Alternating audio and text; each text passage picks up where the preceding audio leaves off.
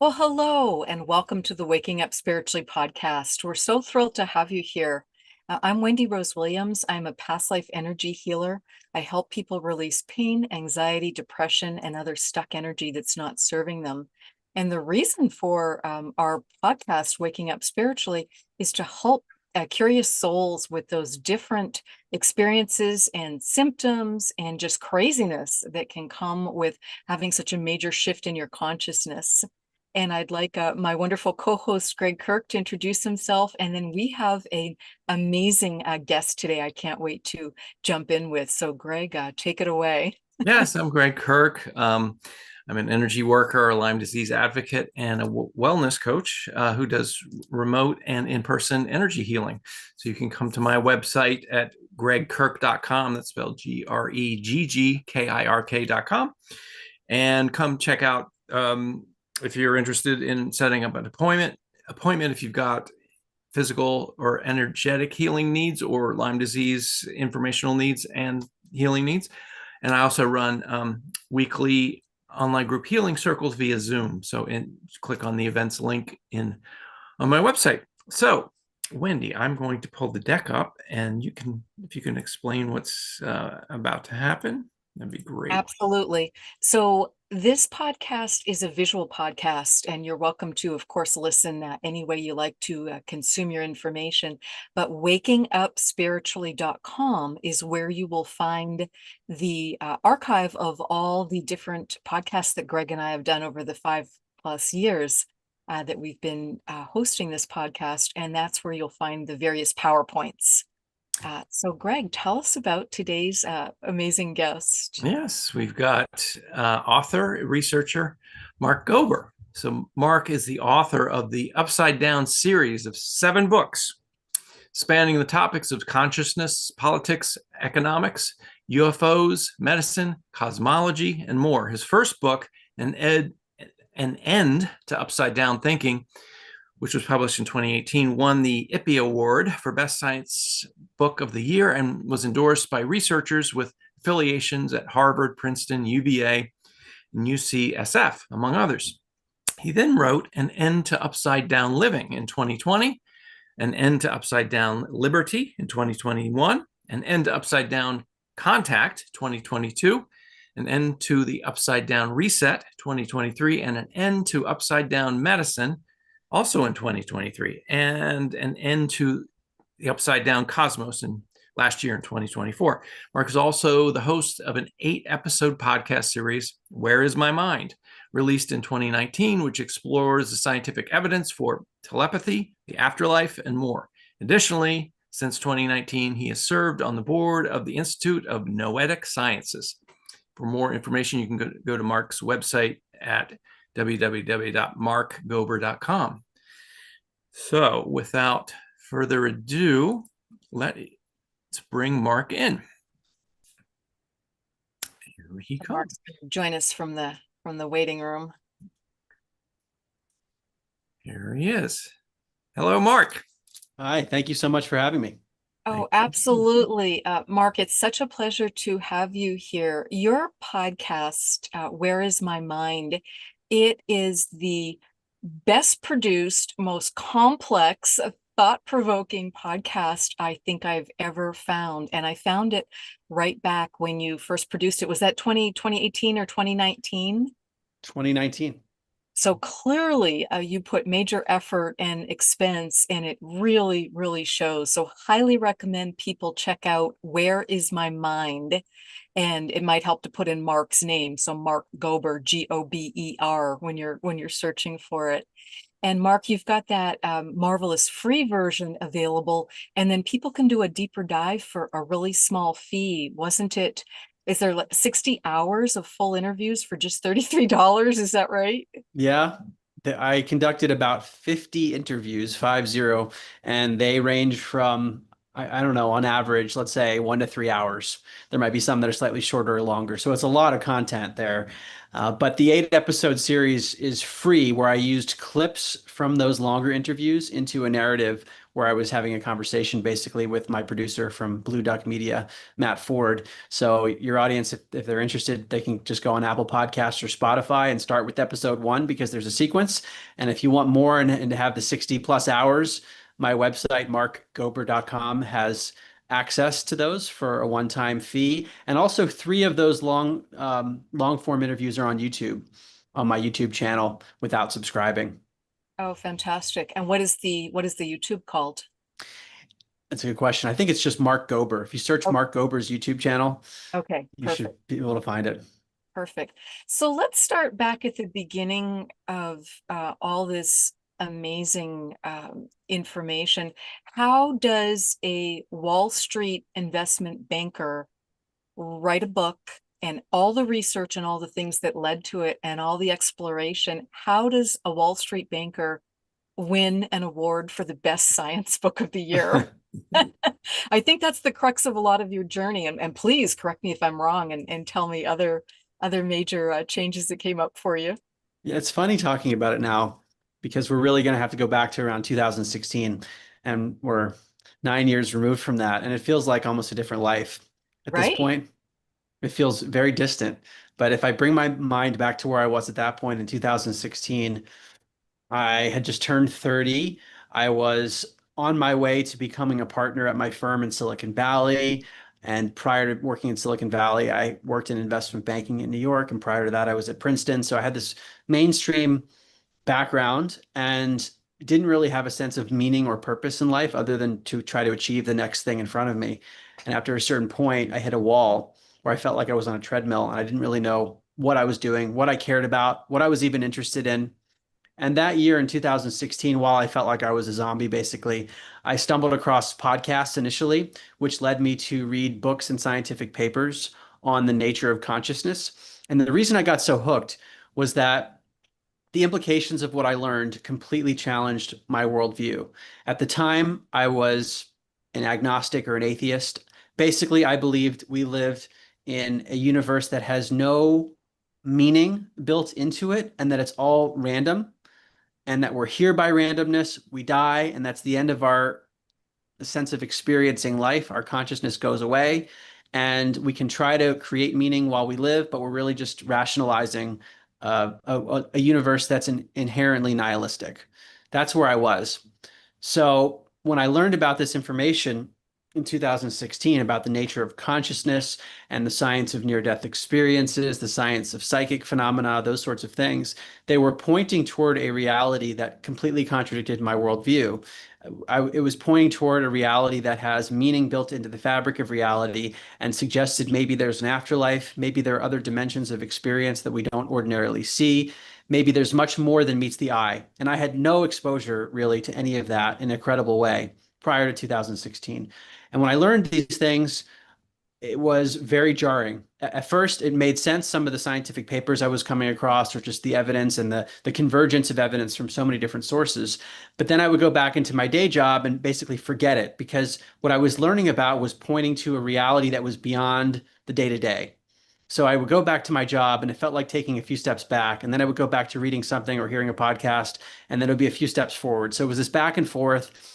And then I also engaged with many psychics and energy healers, people who were practicing the things I was reading about. And sometimes they were doing things that I couldn't explain with normal reasoning. So I was having this large body of evidence that was accumulating the more time I spent on it. And I basically exceeded a threshold at a certain point where I said, there's no going back here. There's too much that I've Tipping learned.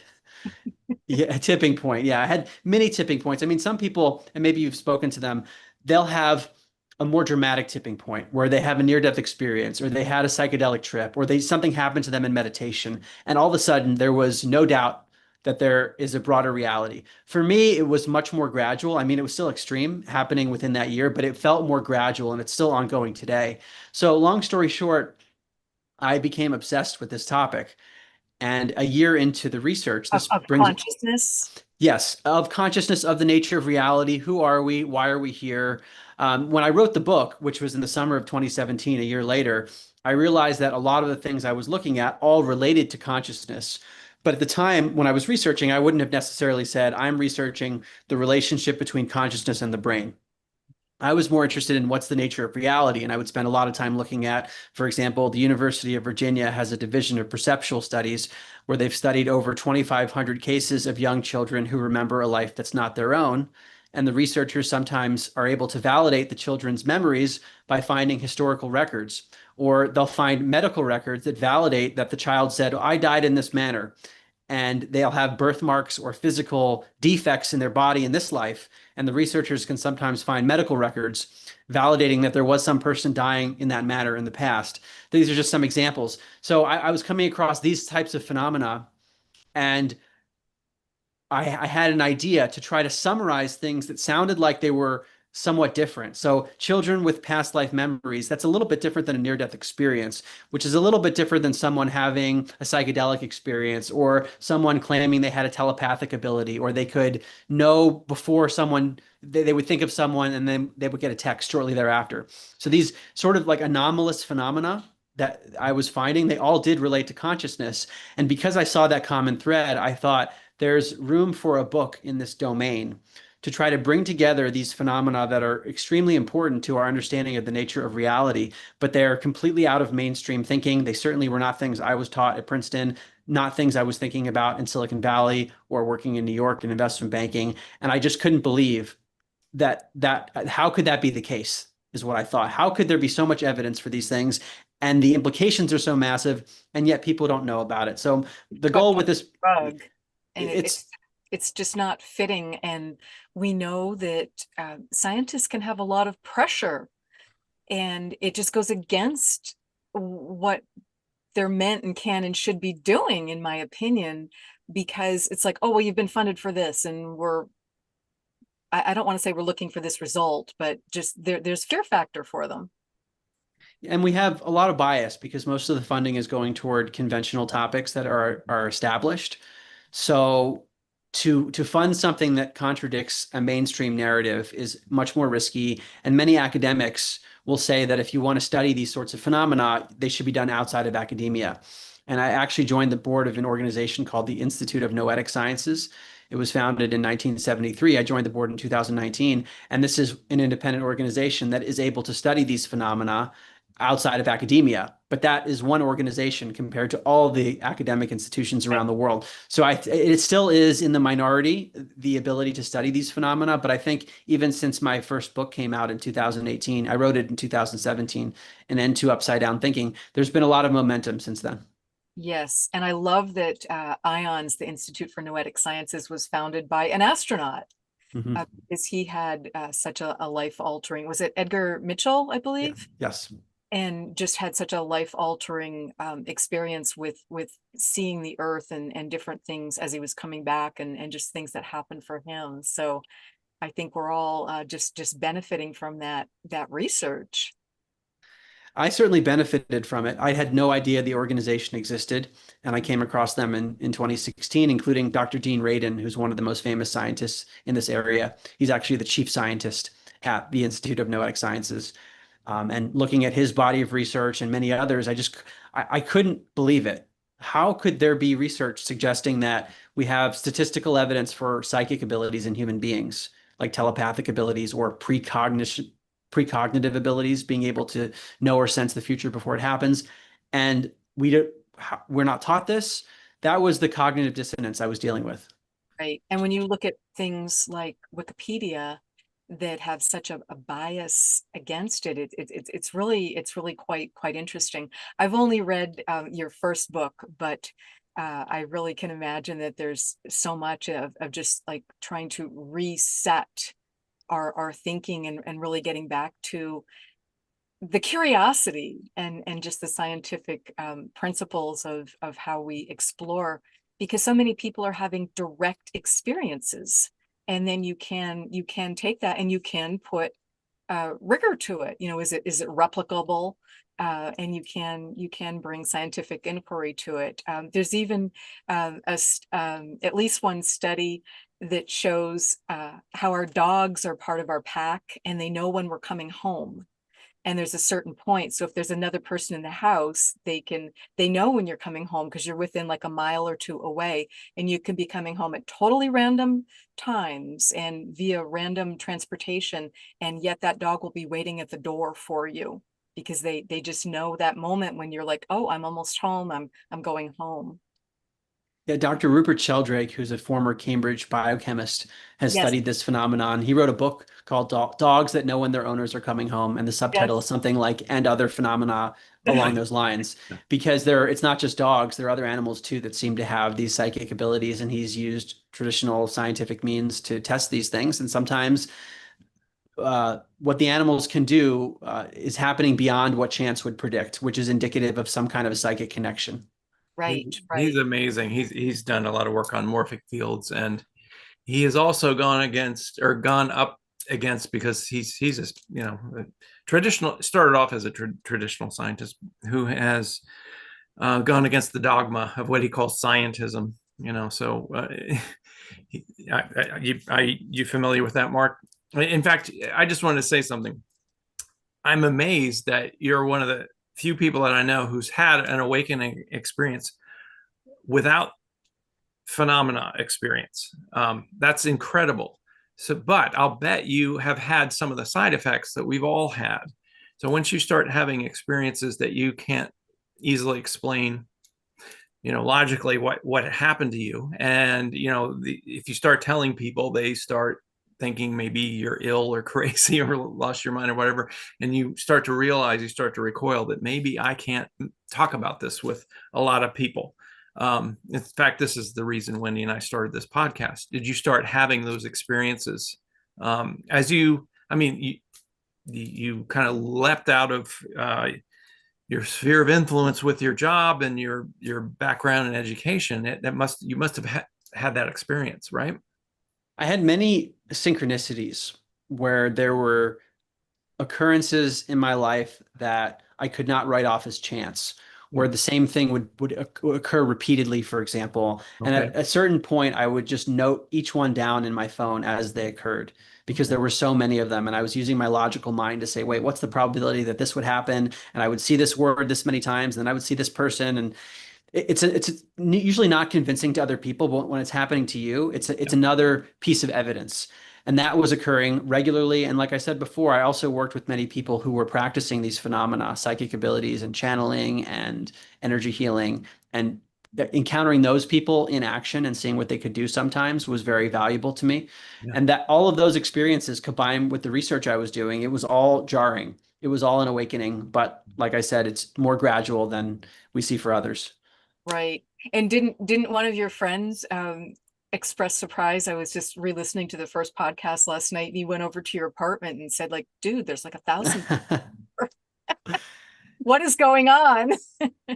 I remember that vividly. The stack of books was just growing and growing You in you San drank, Francisco.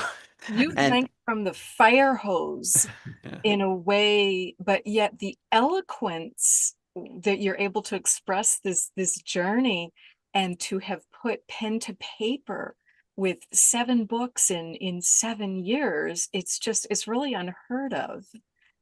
So I'm just so appreciative of what you're doing, and this is just so fun to get to talk it through. Thank you. Well, now that I'm a little more removed, even from the first book, there are just themes in thinking that I'm starting to come across. And basically where I land now is if I'm told something is true, I want to know why is it that that thing is believed to be true? What is the evidence? What are the foundational studies? What's the logic behind it? And that's exactly where I started with the nature of consciousness. I hadn't really thought to question some of the things that I believed. I just took them at face value. For example, the idea that consciousness, which is our capacity for experience, for example, it's the part of us that's aware. This is a general way to explain consciousness. But in any event, I was looking at the idea that consciousness perhaps doesn't just pop out of our brain. I had assumed that consciousness does come out of our brain because there's a field of neuroscience that examines the things that are happening in the brain and how that's correlated to the way that we experience life. For example, a person gets in a car accident and damages the part of the brain responsible for vision, and then the person has a change in the way they see the world. So we can see, look, we change this part of the brain and their consciousness changes. So there are these tight correlations between brain experience and conscious activity. And there's an assumption that then the brain is what is producing our conscious experience.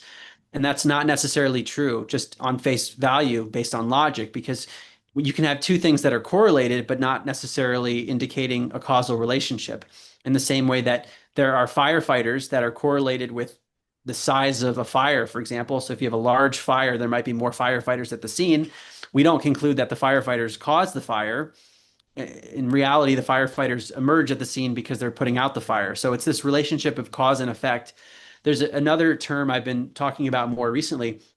It's called affirming the consequence. It's a name for this logical fallacy. The fancy way of saying it is, if X, then Y therefore X. The simpler way of saying it is, if it rains, the grass outside will be wet. Statement two, I observed that the grass outside is wet, therefore it rained. The second statement is a big problem because there are many reasons grass can be wet that have nothing to do with rain, like dew or sprinkler systems or children pouring buckets of water on the grass. And what happens in many domains of science and elsewhere is that we get locked into a model of how reality works because we say, oh, this model can explain an observation. We observed wet grass and we know that rain causes wet grass, therefore it rained. We know the brain is correlated with consciousness. So yeah, if the brain created consciousness, we would see those correlations. Therefore, the brain creates consciousness. Right. Versus, is there another way to explain the correlation between brain activity and conscious experience? Maybe it didn't rain and that's why there's wet grass. Maybe the brain is like an antenna receiver or a filtering mechanism or an interface. And consciousness, this very abstract thing, is well beyond the body and the brain, and we're somehow tapping into it. We would also see correlations between brain activity and conscious experience in the same way that if we had a television set and we're watching TV, we take a hammer and smash the antenna on the top of the set. All of a sudden, the television show is appearing on the screen in a very scratchy manner. We can't watch it as clearly. And we don't conclude that the signal was damaged in that process. All that happened was that the antenna or the apparatus that was receiving the signal was damaged. So certainly the receiver itself has a correlation with what we see on the television screen, but it has nothing to do with the signal itself. So Exactly. it might be that the brain is like this processing mechanism and we're picking up a signal. Yeah, I really love that analogy. I was going to say it's the brain is like a lens, but I like the idea of a television set because it's receiving signals and it's yeah, you can change the channel and things like that, but it's not it's not creating the programs that you're seeing, Right. it's not creating the signal. So yeah, really great analogy. Mhm. And Yep. can you speak to, in the first podcast, there was this wonderful analogy of trying to explain consciousness as a stream of water and the various whirlpools. Could you walk us through that one? Because I think that's just a great starting point for a lot of people to start to be open to some of these possibilities. Because what we're really talking about here in many ways is simply using your own critical thinking and your own discernment, because we all get to choose what we believe, and that's one of our greatest freedoms. Well, the conventional view of consciousness is that consciousness pops out of the brain, but more generally, that consciousness comes out of the material world. So that at the basis of reality, we can find these tiny little billiard balls, quarks, subatomic particles, little tiny things that are interacting with each other, which leads to this universe that we're in, including human beings who have brains, and then consciousness pops out. That's the materialistic view, scientific materialism, also known as physicalism. And what you're describing, Wendy, is an alternative to that, which is described very well by Dr. Bernardo Kastrup, a philosopher who I interviewed for my podcast in 2019, Where is My Mind? His analogy is that the materialist view is not correct, that consciousness doesn't come from the brain. The universe is not fundamentally made out of matter, but rather consciousness is the fundamental aspect of all reality itself. So to quote Max Planck, a Nobel Prize winning physicist, in 1931, he said, I regard consciousness as fundamental. I regard matter as derivative from consciousness. So it's a reversal of the materialistic view, hence the title of my first book, An End to Upside Down Thinking. So with this perspective that consciousness is fundamental, it's really hard, if you've never heard that before, it takes some time to think about, because usually we think about consciousness in our brain, but if consciousness is fundamental, maybe it's the underlying part of all reality, and everything we experience in the world is just a different modulation of consciousness, as Rupert Spira says. So to go back to Dr. Bernardo Kastrup's analogy, he says, if all reality is like consciousness, it's sort of like having an infinite stream of water, where water is analogous to consciousness. And each individual is like a whirlpool within the stream, meaning there's a sense of being an individual because you're an individual whirlpool, but you're also just water within the stream.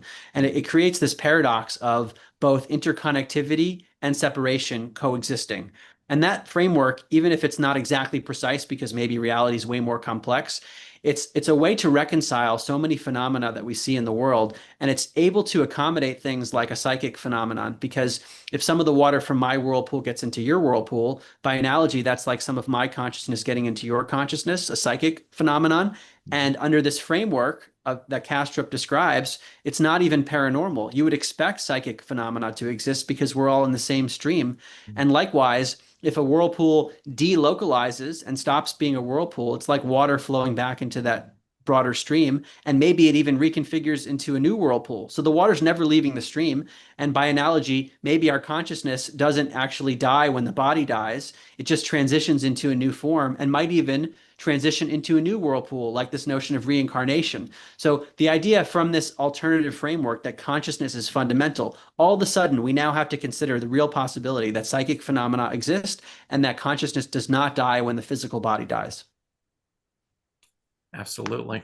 Just it's profound, and it really is a really great way. I think it's a useful analogy and framework for how to look at it. So that's great. Greg, do you have questions? And I'm just going to look at my notes here for other questions that I had. Yeah. So I love, again, your analogies line up with my experiences and my research. Basically, the idea that consciousness is the universal experience, and we're all a part of the main creator consciousness, but we have individuality. So we have our own identity, but we're connected. I look at it more like a nervous system where there is a main infinite intelligence that we're all connected to. So we're ends of the nerves, but we're all having an experience and we're all connected. So it's in the books, The Law of One, they say there's no differentiation between creator and creation. We're all a part of the body of infinite intelligence. It's very much what you just said about the water and the whirlpools. I really like it. It's funny because, as humans, we get all caught up in the separateness experience, right? And when we can close it off and not realize that we are threads in the same fabric. Depending on the culture too, because certainly some cultures are more the rugged individualism. Hello, we do live in the United States, the three of us at this time. Yeah. Yes. So what's surprised you the most in your research, Mark? I mean, what was, aside from your initial epiphanies, as you've been going along researching, what has really opened your eyes in the last few years? How much of science and really the world is based on inference, the things that we believe are not typically based on direct evidence. Oh. So for example, there is this belief that consciousness comes out of the brain. Most people would say that's true. But no one's ever seen consciousness popping out of a brain. Right. We could apply this to so many other areas. And I find that it occurs at the very, very small scales, microscopic levels, and also at the cosmic scales, where we can't actually directly observe. So we come up with a model and we see wet grass and we say, oh, well, if it rained, that would explain the wet grass. And it's never the direct evidence of the thing. And it can lead to real problems, because if we believe consciousness comes out of the brain, even though no one's ever observed that, and we know there are many other possibilities, logically speaking, then we could get stuck into where I used to be, which is that life is random and meaningless, and when we die, that's the end. And Nice. What if that's an incorrect view? Then that could lead to a very misguided life. Right.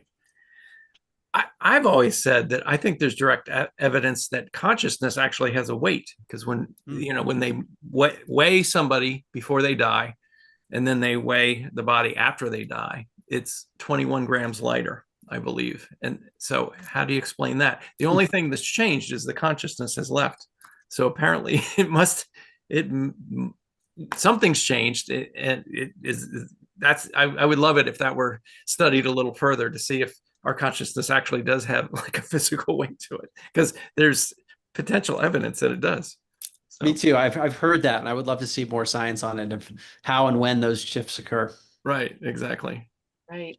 Mark, what's next for you? Are you working on another book or books, or what do you think might be Hmm. next? I really don't know. I've said this many times over the last almost 10 years where I get hooked on something and then there's a lull period. My last book came out in the fall of 2024, and Into the Upside Down Cosmos. Since then, I have not had a new inspiration. I do spend a bunch of time doing podcasts and speaking publicly, but I have not had a new inspiration, so I don't know what's next. Understand. And what a wrap up. The cosmos. Yeah.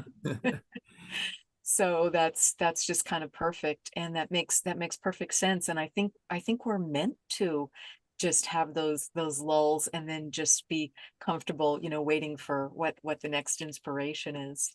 Well, what I've learned about the creative process, and this ties very much to our discussion of consciousness, is that I don't feel like I'm the one creating it. The inspiration will come to me, and then it's almost like I have an option to say yes or no to it and Yeah. follow it and follow the breadcrumbs. So until that happens, it's really out of my control. That's what it feels like. So I kind of sit and wait for lightning to strike, so to speak. And if it doesn't, that's beyond my control. And as I always say, after I write a book, I may never write another book again. As a musician, I can relate to that. You can't,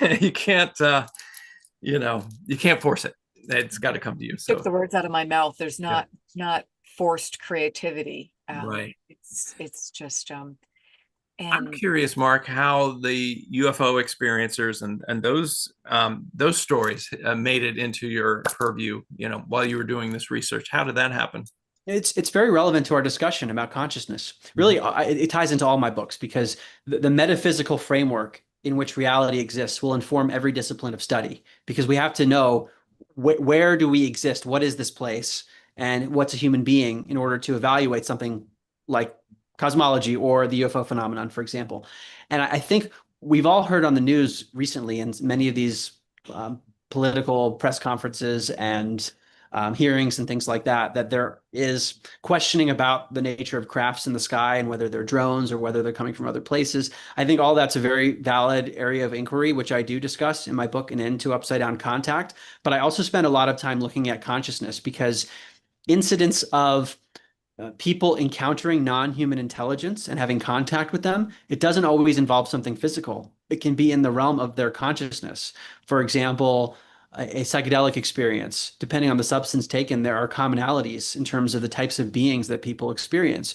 Or in a near-death state, when a person, let's say they're in cardiac arrest and there's little or no brain activity, yet they find their consciousness hovering over their body. They accurately describe things from that vantage point, and then when they're resuscitated, they come and tell their family members and the doctors what they saw, and they can validate that those memories were accurate.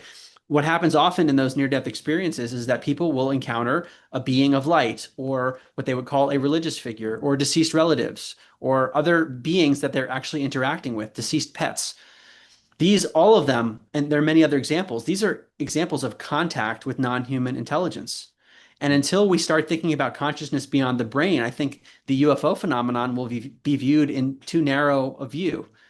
And we have to think about the multidimensional aspects of all of this. I'll give an example, and I'll start with the most credible one. John Mack, who was the head of psychiatry at Harvard and a Pulitzer Prize winner, head of psychiatry at Harvard, Pulitzer Prize winner. I want to give that preface because late in his career, he started studying what's known as alien abductions. He wrote a book called Abduction and then another one called Passport to the Cosmos. And these are very scientifically done books where people had these encounters with beings, very specific types of bizarre things that they talked about. But independent of John Mack's analysis of these people, and as a psychiatrist, he was trying to study, are these people lying? Are they all delusional? He concluded that something was going on. They were actually encountering beings.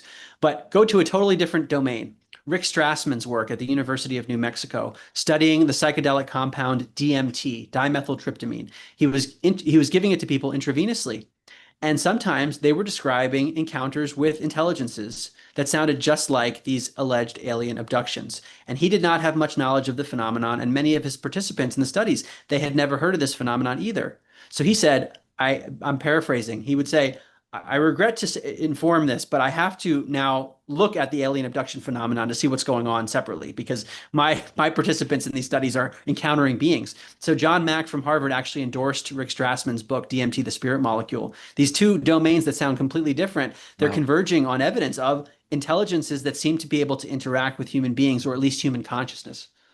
Fascinating. Yeah, I've heard about the DMT stuff, and that even Joe Rogan talks about it because he's a fan of that. But where it seems to be a common experience where these people experience these gnome-like beings. I believe that's the way they look. So, and they could be friendly or they can be impish, or it depends, on the Yeah. situation. But yeah, I didn't know there was people bridging the gap between UFO experiences or even interdimensional experiences. I guess you could say, because some ETs absolutely have the ability to travel through dimensions, and I've always heard craft that can go faster than the speed of light. To really, what you're dealing with there is a time machine. It can move fast enough to pass through seamlessly through time. So why not also dimensions? So anyway, yeah, it's all possible, isn't it? So To me, it's all possible once we get out of the materialistic view that consciousness is just stuck inside of our skull. Once we right. go to this whirlpool and a stream analogy and maybe extend it to a multidimensional stream with multidimensional whirlpools, Yeah. then a lot is possible. And so many of the ancient traditions around the world, and I talk about this in the book, An End to Upside Down Contact, they will speak of phenomena in their lore about advanced beings that were either teaching them things, or maybe they were benevolent, maybe they weren't, but they were interacting with these cultures. Sometimes it was through channeling, for example, where the being would like speak through a person's vocal cords, which, by the way, has been studied at the Institute of Noetic Sciences. Helene Wabe wrote a book called The Science of Channeling. My point is that there is a lot of historical precedent around the world for contact phenomena, interdimensional intelligence, apparently, higher intelligence that is interacting with and influencing our society. So this is probably something ancient, and it ties to the question of consciousness and the nature of reality itself. 100%. Graham Hancock's recent docu-series on Netflix called Ancient Apocalypse, his second series, speaks directly to that, basically saying there are indigenous cultures across the globe in different continents all have they have a flood story with specifics, and after the flood happened, then some being either came out of the water, the air, underground, came out and helped them rebuild their society and gave them really advanced technologies or Right. abilities to make megalithic stone structures. And So they please explain Easter Island, oh yeah, the pyramids, just different things like that. there's a It's lot of stuff even in Peru where it looks like these massive stones weighing tons have been kind of melted or kind of smushed together. It looks like the stone had been softened, and there's no mortar in between the stones. Like, you talk to a mason today and say, how can you replicate that? And you can't. So clearly they had some help, or they, at the very least, they had knowledge. A lot of people kind of bristle and say, oh, you're turning everything into the ETs came and taught them how to do it. Well, maybe it was an interdimensional being or somebody else. Somebody taught them. And as you said, it could have come through channeling, could have come through ayahuasca experience or something like that, where an interdimensional being came in, gave them this information, and now they have medicine. They've got these megalithic structures, and they've built a society that, when you look back at the Mayans and the Aztecs, they had these massive cities that rivaled anything that was going on that we're more tuned into, at least in our culture, in the West. Things happening in Europe or Greece or Rome, much bigger. Some of the biggest structures in the world, and pyramids as well, which isn't that interesting? We've got pyramids on every continent. So Exactly. So once we depart from the materialist paradigm about the nature of reality and realize there's so many other possibilities, then we have to question all the narratives, including our own historical narrative. And how do we know the things we're told in the history books are true, especially when we're dealing with things that were a long time ago? I mean, I speak about this in my book on cosmology. The Big Bang allegedly occurred 13.8 billion years ago. And for us to think we know what happened that long ago Right. is a bit of arrogance. We might observe things and then create a model. Again, we see wet grass and we say, well, rain would explain that, and then forget all the other ones. And I think the further back we go, we get more and more potentially locked into these false models. We come up with one model that can explain the wet grass, and we say that's it. And then we fund all the research around the idea that it rained, and we don't look at all the other ones. And I think history is a big example of that. Absolutely. And I mean, there was oral tradition for thousands and thousands of years, but think of that game of telephone that you may have played as a kid where you sit in a circle and you whisper into the ear of the kid next to you. And I mean, the story that comes out 4, 6, 8 kids later is very garbled. Right. Yeah. But yeah, to your point, the Big Bang, is that the way it happened? And then evolution happened, and then we ended up where we are. I mean, there's plenty of things to show that, like even just with evolution, yes, their evolution works. Go to the Galapagos Islands. Obviously, there's birds and other species there that have adapted to, live better lives, get feed better, but there's nothing that really explains the jump in consciousness, the jump in brain size, the jump in evolution that we've experienced as human beings just in the past 10,000, 20,000 years. Right. Greg, were you referring to in there, is it called the 100th monkey effect of once that many in a species learn No, something? I'm talking about the missing link idea where, all of a sudden you're finding all these bones of Okay. these ape-like beings or Cro-Mag or Australopithecus, and then suddenly there's modern man. Okay. And it's like, what happened there? There's The missing chapters in this book. right, exactly. And they used to call it the missing link, back in the 60s. But Okay. have you done any research on that, Mark? Do you have any thoughts about how there was just a sudden leap in, and even in technology just in the past 100 years? Right. What are Yeah, your I know thoughts? there are some unexplained elements of the traditional Darwinian narrative for sure. But Yeah. even if we take it back further, let's go back to the Big Bang, because in order for the evolutionary time frame to work, you need the 13.8 billion years of a universe and everything that happened and all the time on Earth of the things that they allege have happened that we could never directly verify, but we're told to believe they happened. But let's take it all the way back to the beginning. Apparently, there was this rapid inflation at the Big Bang, the rapid expansion 13.8 billion years ago in order for all this to work. The problem is there's no known mechanism for how that could have occurred. So physicists have theorized there's a particle called an inflaton that caused the rapid inflation in the early universe around the Big Bang. The problem is no one has ever found an inflaton particle. So, I mean, you could just think about the ripple effects of that. It's like a house of cards where you need these entities to exist in order for an entire framework, including Darwinian evolution, to work. And then if you think about dark matter and dark energy, which there's evidence, for example, dark matter has been falsified by an astrophysicist named Pavel Krupa. You need these entities, dark matter and dark energy, to uphold so much of physics, which you need in order to uphold the timeline for what Earth is and all the things that have allegedly happened here. So when you peel back the onion, you realize how much of our belief system is based on inference. Yeah. Well, again, back to Rupert Sheldrake, he calls it scientism, and I saw him give a speech about the idea that the speed of light is not a constant. For instance, it changes, it fluctuates, but his scientist friends said, "Oh, we solved the problem. We made it. we created a constant. So they just decided, oh, speed of light is this, and that's the way it's going to be. It helps us do our equations. We can stack all of our theories on top of it, and it's a solid structure. But the problem is, it's not reality."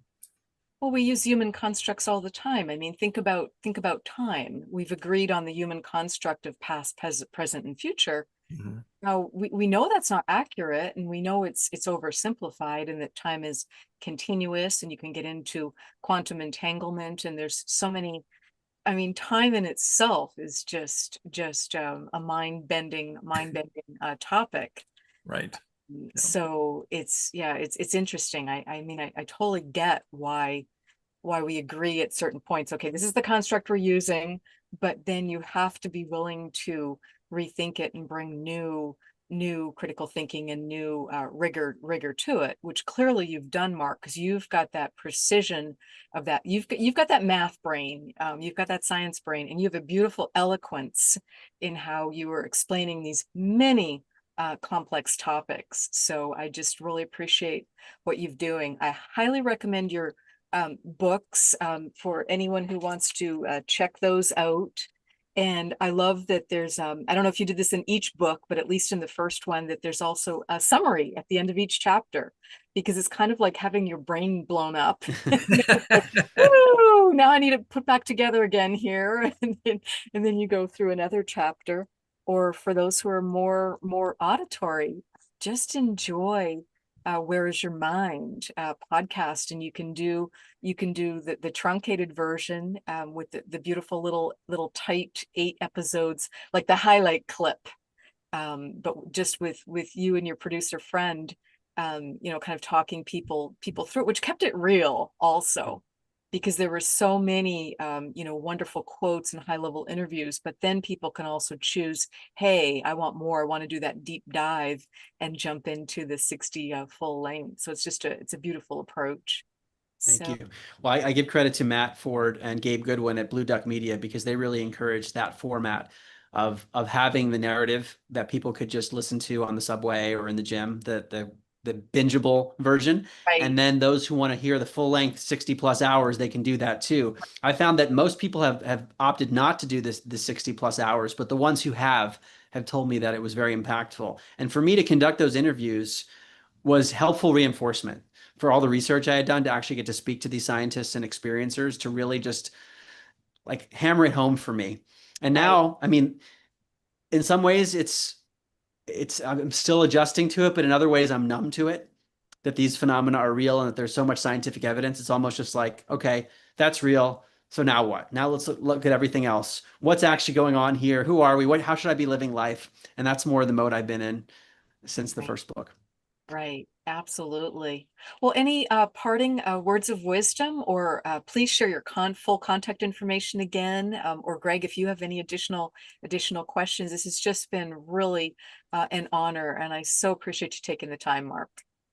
Yeah, I just wondered if, is there a common thread, or just a thought that you'd like to leave our listeners with, that just kind of crystallizes all the work that you've done? Is there anything that kind of comes out that you'd like to say to our audience?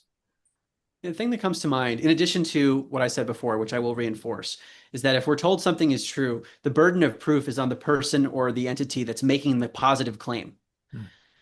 They're the ones who have to validate the thing they're saying, and often it gets inverted, where if you ask a question, they'll say, well, where's your proof for that alternative? No, the burden of proof is on the one who makes the claim. So we should always be asking, when we're told something is true, to really understand how we know that thing to be true, and whether that's actually based on sound evidence and assumptions. So that's just one general idea. Another is on the nature of causation in general. Because with this materialistic view of reality, that everything is material at the core, it's almost like we're envisioning these billiard balls, tiny, tiny billiard balls. One hits the next, and it's a linear form of causation. It's because this one billiard ball hit the next one, and that's why things are happening. And we can trace it back to the first billiard ball. Whereas when we depart from materialism, when we see that there is something non-physical underlying reality, and maybe it's consciousness or something like that, this whirlpool's in a stream, that we're all just sort of modulations or frequencies within that stream, then the nature of causation is very different, because we don't know how the stream is making things happen within the stream. And it might not be that it's just one billiard ball hitting the next. It might be nonlinear. And it might be that there's an intelligence underlying causation and why things happen. So that perspective then, I think, can help with this notion of surrender versus trying to control life. If we believe that there's an underlying intelligence that is guiding and governing the things that happen, the goal then becomes to align ourselves with the current in the stream rather than to try to control everything. Because control is actually based on faulty assumptions about how reality works. So my life has been an example of that. There are many people who do it as well, but I've been, since getting into this topic and thinking about the implications of departing from materialism and thinking there's meaning built into the fabric of reality and that there's an intelligence, I now try to align myself with the nature of reality, and I act when things are present, but I'm less interested in trying to control things. And I understand that sometimes things happen for reasons that I can't understand. So rather than getting overly upset about something, I try more to understand what's happening. And of course, there could be emotions that come with it, but I say, okay, maybe there's a reason this is happening. And it's steering me in a certain direction that I, with my feeble mind and my materialist bias that I maybe still haven't gotten out of it, that wants to control everything, maybe there's something, another reason that this is occurring. So just be in the moment and fully experience it, and just see what unexpected doors might be opening. You've Yes. just described, Wendy and I did an episode a while ago where we said the idea, life isn't happening to you, it's happening for you. You just described that precisely. That how do we know what's best for us from this low level perspective that we're in, and these experiences that are coming towards us, we're trying to control them and change them. Maybe we just let them happen because the good stuff is coming. Well, control's an illusion, and it's based on fear typically. So Typically, it's yeah. hard to get out of that place sometimes, and just open your heart and just experience it. And as you said, just look at, what's really happening. And I think, just opening our mind to having things be delightful surprises rather than, because it's a trauma response of, oh, didn't expect that. Oh, lockdown. Oh, fear. Oh, not good. Fear of the unknown. Yes. Right. And just letting it be like, look at that. Wow. Wonder what's next. Right. So Mark, thank you. Thank you so much. so Lovely interview. What's that? Best way for people to reach you, Mark, via your website at markgober.com? Yeah, it's markgober.com. I also have, all my books are on Amazon, so you can go right there. There's 7 of them currently. They're all available in hard copy, Kindle, and Audible formats. I narrate the Audibles myself. And again, Where Is My Mind podcast is on Apple Podcasts, Spotify, all the major players for the 8-episode series, the narrative version, but also the 60 plus hours of full length interviews are at my website, markgober.com. Fantastic. And we'll include all the links to that. And Greg, if we could also include the links to the episode we did with Simon Bound, because what Mark was saying about the verified NDEs fits in perfectly with that recent episode, as well as, of course, the one with Tony Rodriguez, being such an incredible experiencer with what he went through and helps people with. So, yes. All right. Well, great. All right. So let's start to wrap up then, and we'll lead you through the rest of the PowerPoint here and take everybody through some upcoming events. Yes. Thank you so much. All right, Mark, and you can take off. We're just gonna finish out here. Okay. So you don't need to stay for this, but you can if you want. Thank you for having me. Conversation. Thank you. Bye-bye. And upcoming events with me, please visit my website, which is wendyrosewilliams.com, and go to the events tab. I have a group past life regression coming up on June 21st. I'll be doing a live channeling, which is a healing opportunity with the Masters, Ascended Masters and Angels on July 19th, and how to connect with your guide on August 2nd. Regression Healing 2, Joe and Marilyn, is available in audiobook format as well as paperback and on Kindle. I like Mark have the different formats available because we all have different preferences. I consume them all different ways too. So appreciated this kind review on Amazon of someone stating that they found the book Joe and Marilyn wildly interesting. And if you're curious about past life regression therapy or broadening your horizons in the medical physical field, check out that book. And you can also hear the backstory to how some of my Joe and Marilyn experience came up on the Ask Julie Ryan show. So I linked that here, and Julie was a marvelous guest for us, talking about angelic attendance and the assistance that we get when we pass on. And she's just got a beautiful framework there. Yes. Just want to remind everybody about my book, which you can look for it on Amazon or Barnes & Noble or my website at gregkirk.com. And this is my story about going through Lyme disease and coming out the other side with a spiritual awakening and in personal empowerment. I'm working on the 2nd book, which I hope to have finished by the end of this year. And I'll keep you all in tune with that and we'll make an announcement once it's up and ready to go. Wonderful. Looking forward to it, Greg. Can't wait to read it. Please join us on July 14th, and I'll be doing a live channeling of Mary Magdalene and the Ascended Masters, and look forward to that every year. I would do it in honor of Mary Magdalene's birthday, Mary Magdalene Day. And visit me at my website, which is wendyrosewilliams.com, and then visit the wakingupspiritually.com website to find our broadcasts. And you can subscribe to our YouTube channel. So here is the link for that. And we so appreciate you rating and reviewing us on Apple iTunes, or wherever you listen to your podcasts. Visit Greg. He's got some wonderful programs available. I've so benefited from the energy healing sessions I've done with Greg at Greg, G-R-E-G-G, Kirk, Kirk.com, or visit me at wendyrosewilliams.com. So thank you, and we look forward to seeing you.